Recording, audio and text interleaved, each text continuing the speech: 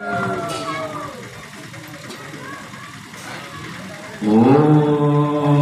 नमो भगवते वासुदेवाय।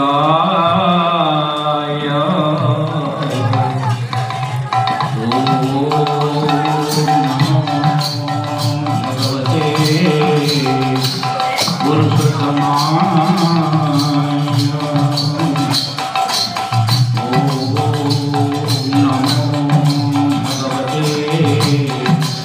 विश्वरूपाय। ओम नमो भगवते गुरुदेवाय। श्री कृष्ण गोविंद हरे मुरारे हे नाथ नारायण वासुदेव। श्री कृष्ण गोविंद हरे मुरारे हे नाथ नारायण वासुदेव। हे नाथ नारायण वासुदेव। हे नाथ नारायण वासुदेव। हे नाथ नारायण वासुदेव। हे नाथ नारायण वासुदेव। हरे मुरारे मधुकैटवारे गोविंद गोपाल मुकुंद गौरी। सर्वेश नारायण दोष विष्णु। सर्वेश नारायण दोष विष्णु। श्रीराधय मां जगदीश रक्ष। श्रीराधय मां जगदीश रक्ष। श्रीराधय मां जगदीश रक्ष। जय जय जगन्नाथ, जय जय जगन्नाथ, जय जय जगन्नाथ। जगतर नाथ कालिया शांत, देवदेव बलदेव, देवी माता सुभद्रिका, चक्रराज सुदर्शन चरणारविंदरे अनंत कोटि दंडवत प्रणाम। गादी गोसाई चरणारविंदरे अनंत कोटि दंडवत। मंचासीन समस्त गुरु गुरुजन ज्ञानी गुणी पंडित मानक साष्टांग प्रणिपात। आज कार्यक्रम जोग देथिबा समस्त राधाराणी स्वरूपिणी मां भगवान स्वरूप बाबा मान हृदय गभीरतम प्रदेश साष्टांग प्रणिपात। जय गुरु जय जय। आज ये जो भागवत आसन भागवत सम्मेलनी तंतीरा ग्राम जो भागवत सम्मेलनी भागवत भगवान किए भागवत किए भागवत होउचंदी महाप्रभुकर ब्राह्मय स्वरूप सत्य शांति दया क्षमार जो प्रतीक भागवत। तेणु भागवत कहीं आज आसन आगे तो ये भागवतर प्रसार प्रचार हो नाला एबे कहीं भागवत भगवान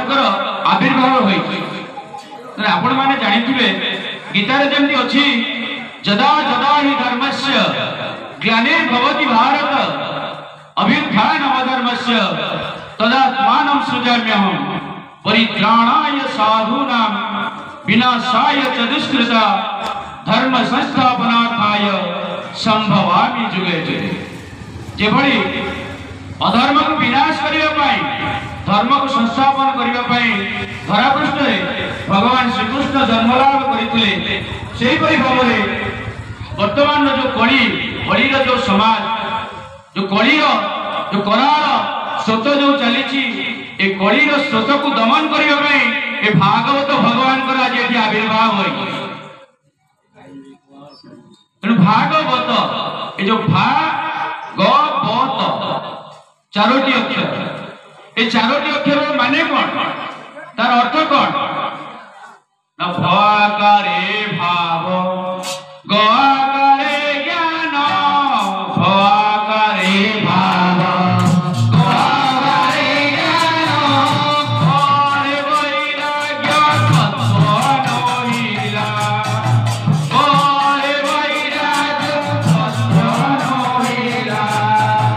गवाकारे तत्व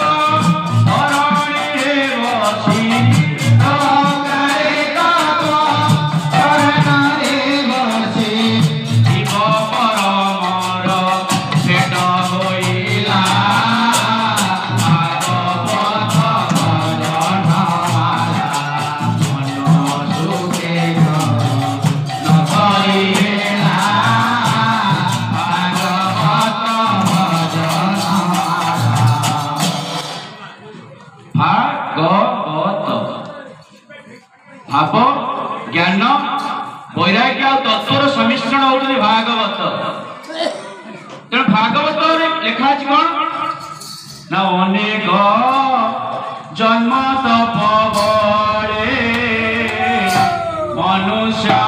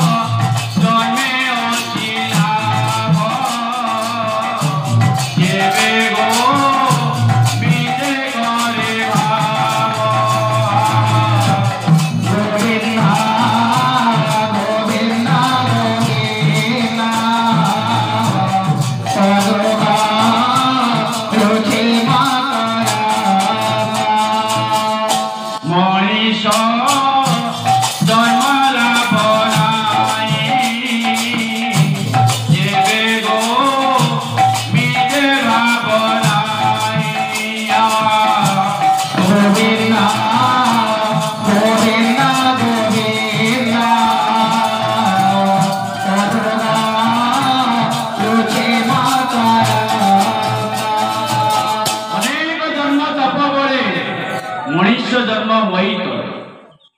84 लक्ष जोनि अतिक्रम कला परे हमें मनुष्य जन्म पाइछे। हेले हमें कोन करूछे मनुष्य जन्म पाइछे हमें कोन करूछे सब बेले हमें असत पथरे चलीछे अबाटरे जाउछे अशांति के हमें काल स्वरूप हमें कुकुर को प्रवेश करूछे केमिति ना जोड़ी गोविंद को सागरे भाव रखिया करे सेठी हमें कोन करूछे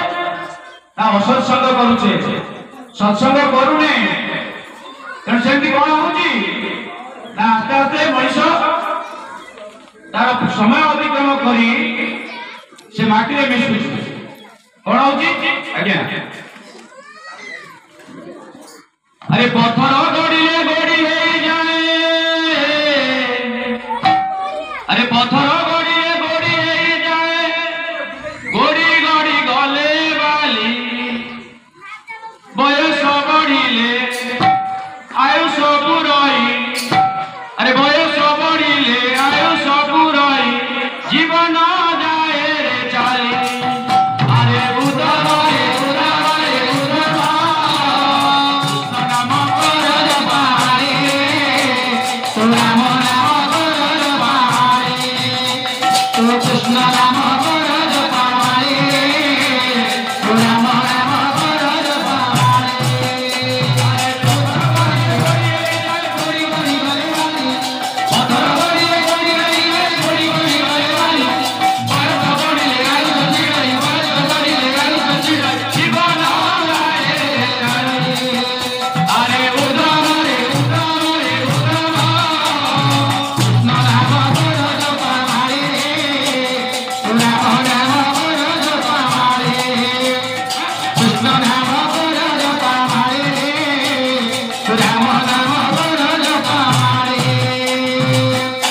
बयस बढ़िले आयुष छिड़ी जाए माँ कहे पुओर पुओ मोर बयस बढ़ी बढ़ी चली बयस बढ़ुची ना आयुष छिड़ी छिड़ी जाऊँ दिन जिते आम बड़ हवा बयस अतिक्रम कर आयुष जिते कमी कमी जाऊँ करुचे कौन सत्पथे चलुचे तो जो सत्य शांति दया क्षमा ये जो चारोटी जो गुण आम पाखे अच्छी तो सत्य आम प्रतिदिन सत्य कथा कहूचे सब मिछ कहूचे एमती आम गोटे जंत्र पाइछे हाथ आम कटक थाई कहूँ आम पुरी अच्छु सतिया थाई आम कहूँ कटक अच्छु सब मिछ शांति शांति अच्छी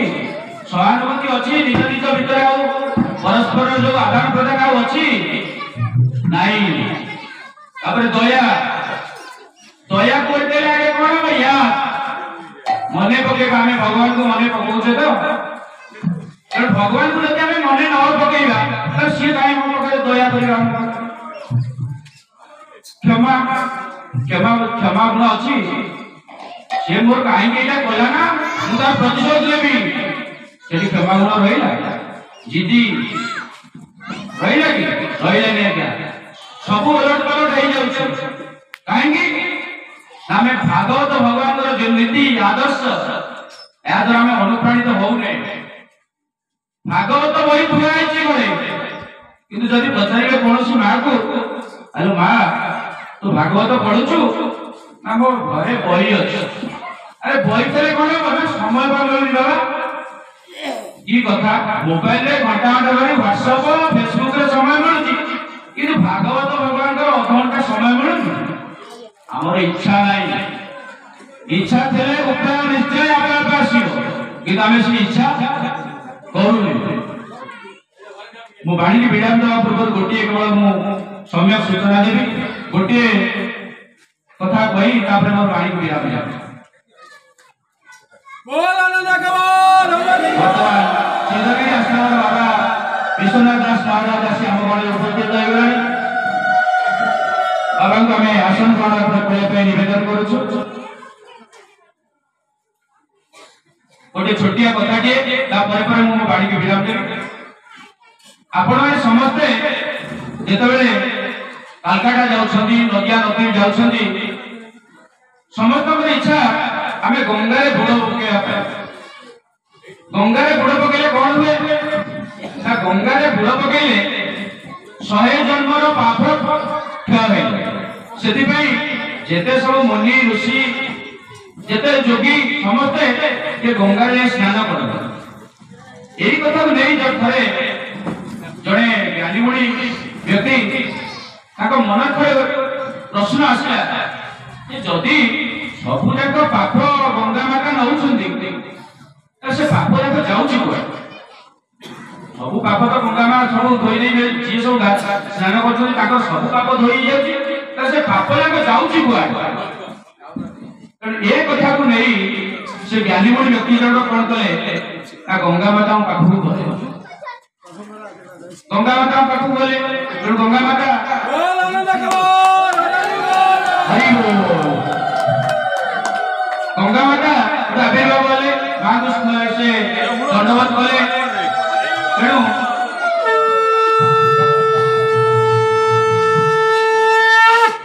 गंगा माता ताको बचले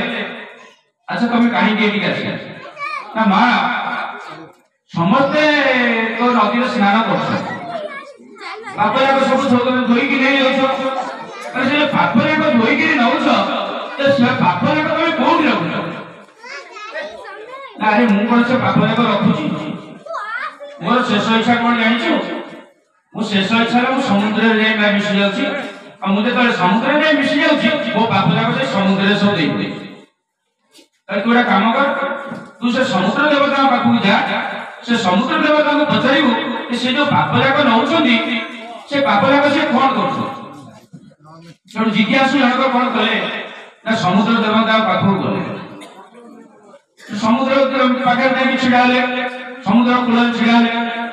समुद्र देवता आविर्भाव हेले से ताको ए जिज्ञासु व्यक्ति जनक शास्त्रांग पाणीपात कले कहले अच्छा समुद्र देवता गंगा माता पाखु जाइथिली से कहले जे जेते सब पाप जेते सब व्यक्ति स्नान करछन सब जाक पाप रखि के से आपन पाखु प्रेरित करछन मिसी जाउछन जाके कारण आपन जो पाप जाक रखछन से पाप जाक कोन होची ना से पाप कोन मु रखि आ जेतले सूर्यकर किरण पड़ुची से सूर्यकर किरण रे जो बाष्पीभूत होउची मु से पाप जाक से बाष्प रे छाडी दउ कोठी ना आकाश को छाड़ी दे तू एक काम कर तू से सूर्य देवता को पाखु जा सूर्य देवता पाखु जाय पचारिबो जे जो पाप गुड़ा को बाष्पीभूत करी आनिछ से पाप गुड़ा सब कोन करछ ठीक अछि से जिज्ञासु व्यक्ति जनक सूर्य देवता पाखु गले काकी पचारले नमस्कार हेले सूर्य देवता को कोन हैला ना गंगा माता को जेतिक पाप धोई के जाय समुद्र में मिसुछ समुद्र जो मिसुची से पाप जाक धोई के समुद्र में मिसुची से समुद्र जो पाप रहउची आपण पर त बाष्पीभूत करी ऊपर कोन छोटी हां आणुची तो कोन हैला ना रे आज से जो बाष्पीभूत करी पाप जाक आणछोनी से पाप जाक तो आपण कोन करूछनी ना मु कोन ताको रखिस आ ଆରେ ମୁଁ ତାକୁ ସବୁ ମେଘ ଆକାରରେ ଛାଡ଼ି ଦେଇଛି କି କଥା ଆପଣ ସବୁ ବାପ ଯାକ ବାଷ୍ପୀଭୂତ କରି ଆଣିଛନ୍ତି ସମୁଦ୍ରରୁ ତାକୁ ମେଘ ଆକାରରେ ଛାଡ଼ି ଦେଇଛନ୍ତି। ହଁ ତାହେଲେ ତୁ ଗୋଟେ କାମ କର ତୁ ସେ ମେଘ ମାନଙ୍କୁ ଯାଇକି ପଚାରେ ଯେ ସେ ପାପ ଯାକ ତମେ କଣ କରୁଛ। ଠିକ ଅଛି ଜିଜ୍ଞାସୁ ବ୍ୟକ୍ତି ଜଣକ ମେଘ ମାନଙ୍କ ପାଖକୁ ଗଲେ ମେଘମାନଙ୍କ ପାଖକୁ ଗଲେ ମେଘରେ ଚାରି ମେଘ କିଏ ଆବର୍ତ୍ତକ ସମ୍ବର୍ତ୍ତକ ଦ୍ରୋଣ ଆଉ ପୁଷ୍କର ଏ ଯୋଉ ଚାରି ମେଘ ଏ ଚାରି ମେଘକୁ ଡକାଗଲା ଡାକିଲେ ଆଚ୍ଛା ଗଙ୍ଗା ମାତାଙ୍କର ପାପ ସବୁ ସମୁଦ୍ରକୁ ଯାଉଛି ସମୁଦ୍ରରେ ଯୋଉ ପାପ ରହୁଛି ସେଟା ବାଷ୍ପୀଭୂତ ହେଇକି ଆକାଶକୁ ଯାଉଛି ଆପଣ ତାକୁ ମେଘ ରୂପରେ କରୁଛନ୍ତି ସେ ଯୋଉ ମେଘ ରୂପରେ ଆପଣ ଯୋଉ ପାପ ଯାକ ଧରିଛନ୍ତି ତାକୁ କଣ କରୁଛନ୍ତି। ଆରେ ଏଇଟା ଗୋଟେ କଥା ମୁଁ କଣ ତାକୁ ଧରିକି ମୁଁ ତାକୁ ପୃଥିବୀ ପୃଷ୍ଠକୁ ଧାରାବର୍ଷ କରିଦଉଛି ବର୍ଷାରେ ତାକୁ ପରିଣତ କରି ମୁଁ ପୃଥିବୀକି ରିଫେକ୍ଟ କରିଦଉଛି। ଯୋଉଟା କାମ କର ପୃଥିବୀକି ଯା ତାଙ୍କୁ ପଚାରିବୁ ପୃଥିବୀ ମାତାକୁ ଯେ ସେ ପାପ ଯାକ ସେ କଣ କରୁଛି। ଠିକ ଅଛି ଜିଜ୍ଞାସୁ ବ୍ୟକ୍ତି ଜଣକ ପୃଥିବୀ ମାତାଙ୍କ ପାଖକୁ ଆସି ପୃଥିବୀ ମାତାଙ୍କ ପାଖକୁ ଆସି ପ୍ରଣିପାତ କଲେ ପ୍ରଣାମ କଲେ ଆଚ୍ଛା ମା ଗଙ୍ଗାରେ ଯେତେ ସବୁ ପାପ ରହୁଛି ସେ ସମୁଦ୍ରରେ ଯାଇକି ମିଶୁଛି ସମୁଦ୍ରରେ ଯୋଉ ପାପ ରହିଲା ତାକୁ ସୂର୍ଯ୍ୟ କିରଣ କଣ କରୁଛି ନା ବାଷ୍ପୀଭୂତ କରି ଆକାଶକୁ ନେଇଯାଉଛି ତେଣୁ ସେଟା କଣ ହଉଛି ନା ବର୍ଷାରେ ପରିଣତ ହେଇକିରି ସେ ସବୁ ପୃଥିବୀରେ ପଡୁଛି।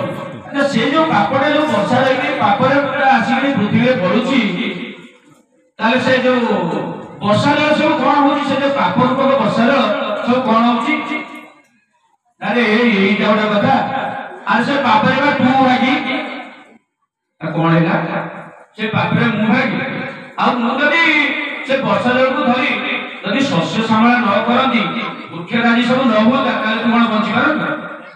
ସତ କଥା ସେ ନ ଭୟକି ପଡିଗଲେ ପୃଥିବୀ ମାତାଙ୍କ କୂଳରେ ନ ଭୟ ପଡିଗଲେ ତାହେଲେ ଯାହା ସବୁ ଫଳ ଫଳୁଛି ଯୋଉ ଫଳ ଫୁଲ ବୃକ୍ଷଲତା ଯାହା ସବୁ ହେଇଛି ତାର ସେ ସବୁ ପାପଧନ ତାହେଲେ ମୁଁ ତ ତାକୁ ସେଇଟା ତାହେଲେ ପାପଧନକୁ ମୁଁ ଖାଉଛି ତାହେଲେ ମୁଁ ବିଷକୁ ଖାଉଛି ତାହେଲେ କଣ କରିବାକୁ ହବ। ସେଇଠି ବ୍ୟକ୍ତି ଜଣକ କଣ କଲେ ନା ନିଜ ପ୍ରଭୁକୁ ଚିନ୍ତା କଲେ ଏ ପ୍ରଭୁ ଏ ଯାହା ସବୁ ମୁଁ ତ ଖାଉଛି ସବୁ ତ ବିଷ ଖାଉଛି ତାହେଲେ ତାକୁ ହଜମ କରିବି କେମିତି। ଆରେ ଯେତେବେଳେ ବି ଖାଇବୁ ତାକୁ ତୁ ଥରେ ମତେ ଟେକି ଦେ ନା ମତେ ଥରେ ଅର୍ପଣ କରି ଖା। ଆରେ ସେ ମହାପ୍ରସାଦରେ ପରିଣତ ହବ ବୋଲେ ଆନନ୍ଦ